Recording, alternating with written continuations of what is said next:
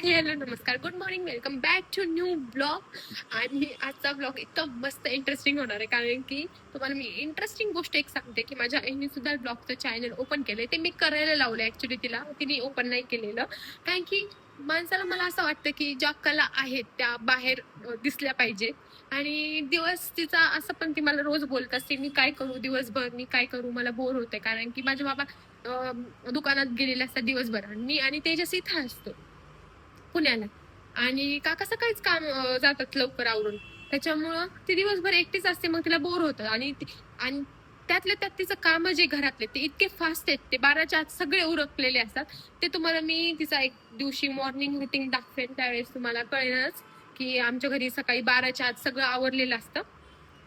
म्हणून मग मी तिला सांगितलं की तुला पण बोलता येतं, तू पण ब्लॉग चॅनल चालू कर, मी ते अपलोड करत जाईल आणि तुम्ही ते बघत जाताल.